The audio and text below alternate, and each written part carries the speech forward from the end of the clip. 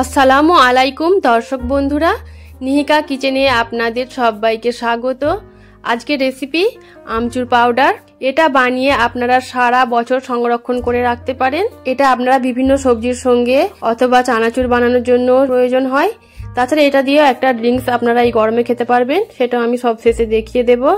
এর জন্য দেখুন এখানে আমি নিয়ে নিয়েছি 1 কেজি কাঁচা আম। এখন আমি আমের খোসাগুলো খুব ভালো করে ছাড়িয়ে নেব। তো আমের খোসাগুলো দেখুন ছাড়ানো হয়ে গেছে। এবার এগুলোকে স্লাইস করে কেটে নিতে হবে।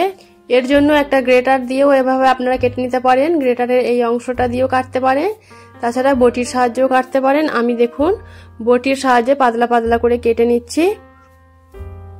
এইভাবে পাতলা পাতলা স্লাইস করে কেটে নিলে আমগুলো খুব সহজেই শুকিয়ে যাবে, বেশি সময় লাগবে না।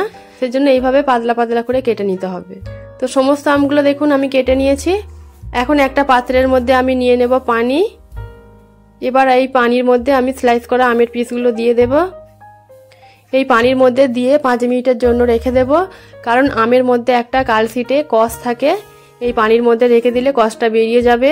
আর যদি এইভাবে না রেখে দেওয়া হয় তাহলে কিন্তু একেবারে কেটে শুকিয়ে নিলে আমচুর পাউডারটা কিন্তু কালচে ভাব হয়ে যাবে। সেজন্য এইভাবে আমি 5 মিনিট খুব ভালো করে ভিজিয়ে রেখে দিচ্ছি পানির মধ্যে।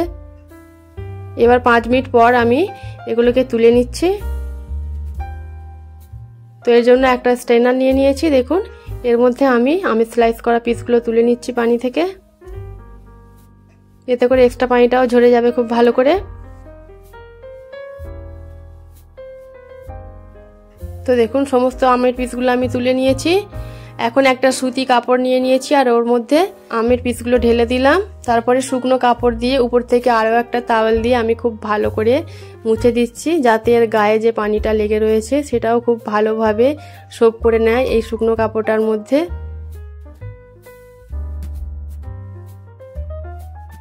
এইভাবে নেড়েচেড়ে আমি আমের গাটা খুব ভালো করে মুছে নিচ্ছি। তো দেখুন মুছে নেওয়া হয়ে গেছে। এখন একটা এরকম ছিদ্রযুক্ত থালা নিয়ে নিয়েছি, এর মধ্যে আমি ভালো করে চারদিকে চাড়িয়ে দিলাম। এবার এটা রোদ্রে রেখে দেব। তো একটু মোটা হয়ে যাচ্ছে, সেজন্য আমি দুটো জায়গায় দিয়েছি এইভাবে পাতলা করে। এখন 3 থেকে 4 দিন খুব ভালো করে এটা শুকিয়ে নিতে হবে। তো এইভাবে রোদ্রে রেখে 3-4 দিন শুকিয়ে নিয়েছি দেখুন। আর এর শব্দটা শুনেই বুঝতে পারছেন।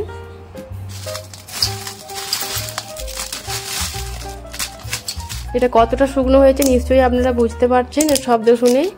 এখন একটা মিক্সি জার নিয়ে নিয়েছি। এবার এর মধ্যে শুকনো করা আমগুলো দিয়ে দেব।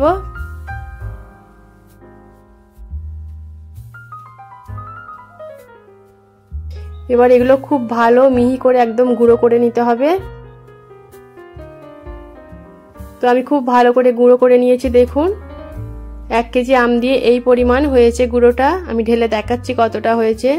তো আপনারা চাইলে আরও বেশি পরিমাণে করে রাখতে পারেন, এটা সারা বছর সংরক্ষণ করে রাখতে পারবেন। আর এটা দিয়ে এই গরমে তৃপ্তি পাওয়ার জন্য একটা আমি ড্রিঙ্কস বানিয়ে দেখাচ্ছি দেখুন। এর জন্য 1 গ্লাস নিয়ে নিলাম পানি।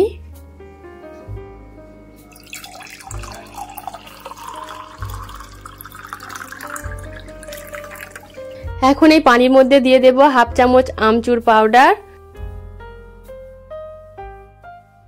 আর দিয়ে দেবো 1/2 চামচ বিট লবণ। আমচুর পাউডারটা কম করে দিতে হবে, যেহেতু 1 কেজি আম থেকে এই পরিমাণ দেখেছেন আপনারা কতটা আমচুর পাউডার হয়েছে, সেই তুলনায় এটা কিন্তু খুবই টক হবে। তো প্রথমে 1/2 চামচ দিয়েই আমি দেখব, যদি প্রয়োজন হয় আরও আমি দেব। তো 1/2 চামচ একদম ঠিক ছিল। আর এই ড্রিঙ্কসটা খেতে কিন্তু খুবই সুন্দর লাগে, আপনারা অবশ্যই ট্রাই করে দেখবেন। আশা করি আপনাদের এই রেসিপিটাও ভালো লেগেছে।